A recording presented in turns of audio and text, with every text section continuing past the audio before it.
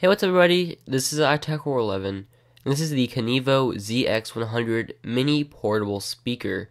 Now this is of course a very small speaker, and it kind of fits in a weird niche. These days, if you're not having a completely wired and plugged into a wall speaker system, it's Bluetooth or NFC, but this speaker is taking a different approach and is only using auxiliary input. Now this generally means a couple things. One, it means they can make it slightly smaller because they do not have to put the Bluetooth component in, and also makes it more affordable to manufacture, which means that you, the buyer, get it cheaper.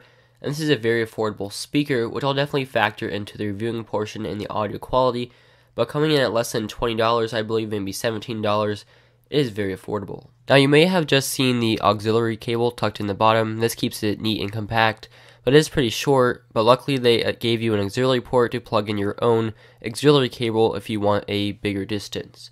Now this very simply plugs into your headphone jack on any single device. I know I've gotten a lot of questions before if headphones fit into an iPod or an Android.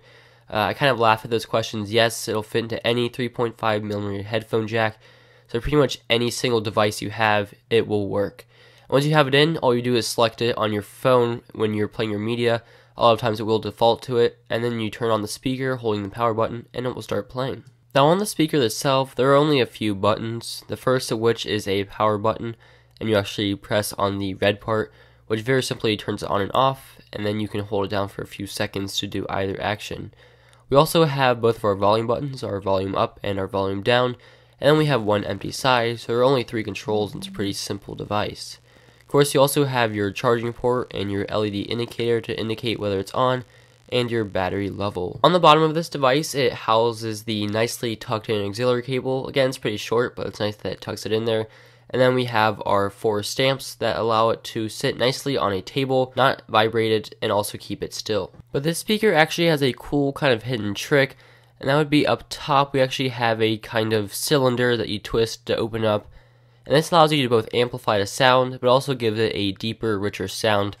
And this is great for when you're listening to music. All you have to do is twist it, and you get a better experience. And then when you're done, you twist it back down, put it in its carrying pouch that is included, and you're good to go with a very compact speaker. But of course, this wouldn't be a speaker review without talking about the audio. Now normally I'd give you an audio test and audio sample, but this is only a $19 speaker, so I'm not going to give you an audio test. Instead, I'm going to describe it for the money that you're getting, how the audio is.